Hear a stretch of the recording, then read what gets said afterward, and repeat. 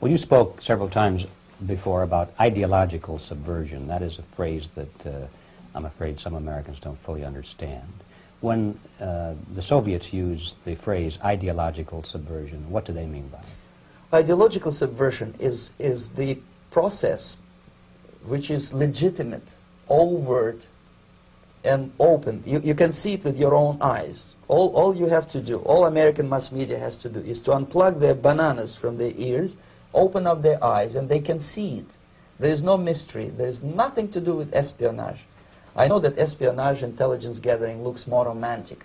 It sells more deodorants through the advertising, probably. That's why your Hollywood producers are so crazy about James Bond type of thrillers. But in reality, the main emphasis of the KGB is not in the area of intelligence at all. According to my opinion and opinion of many defectors of my caliber, only about 15% of time, money, and manpower is spent on espionage as such. The other 85% is a slow process which we call either ideological subversion or active measures, активные мероприятия in the language of the KGB, or psychological warfare. What it basically means is to change the perception of reality of every American to such an extent that despite of the abundance of information, no one is able to come to sensible conclusions in the interests of defending themselves, their families, their community, and their country. It's a great brainwashing process which goes very slow, and it's divided in 4 basic stages. The first one being demoralization. It takes from 15 to 20 years to demoralize a nation. Why that many years?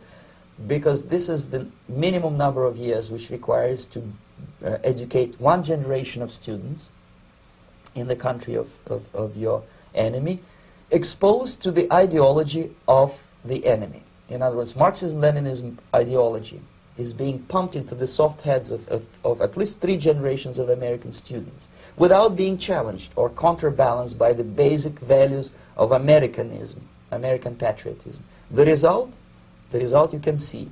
Most of the people who graduated in the 60s, dropouts or half-baked intellectuals, are now occupying the positions of power in the government, civil service, business, mass media, educational system. You are stuck with them.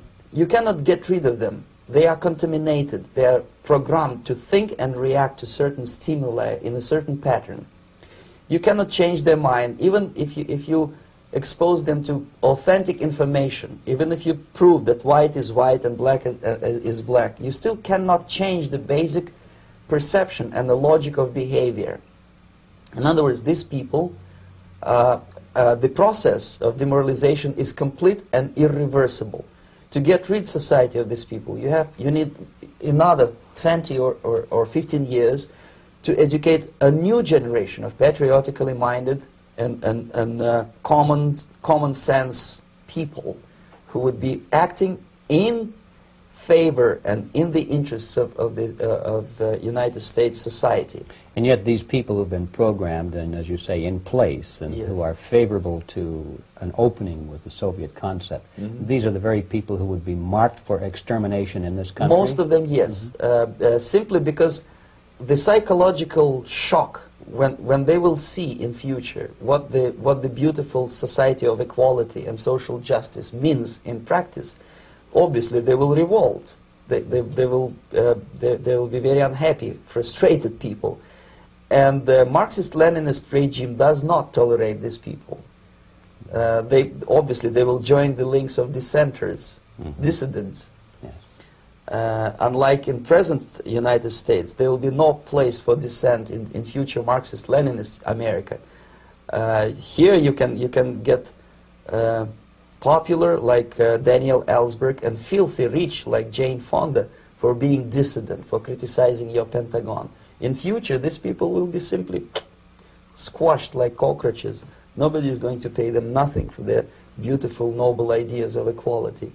This they don't understand, and it will be greatest shock for them, of course. The demoralization process in the United States is basically completed already.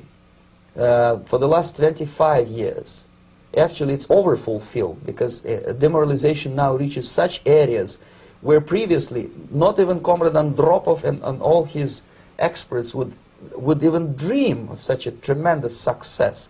Most of it is done by Americans to Americans, thanks to lack of moral standards. As I mentioned before, exposure to true information does not matter anymore.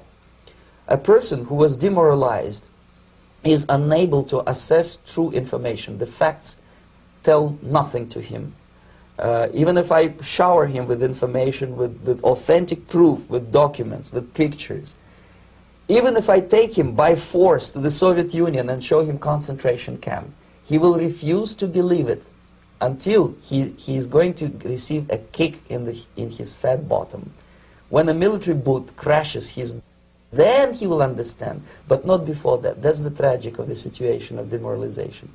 So basically America is stuck with demoralization, and unless, even if you start right now, here, this minute, you start educating new generation of Americans, it will still take you 15 to 20 years to turn the tide of ideological perception of reality back to normalcy and patriotism. The next stage is destabilization. This time, subverter does not care about your ideas and the patterns of your consumption. Whether you eat junk food and get fat and flabby, it doesn't matter anymore.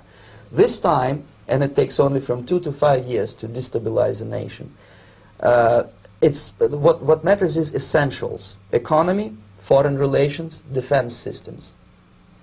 And you can see it quite clearly that in some areas, in such sensitive areas as defense and economy, the influence of Marxist-Leninist ideas in the United States is absolutely fantastic. I could never believe it 14 years ago when I landed in this part of the world, that the process will go that fast.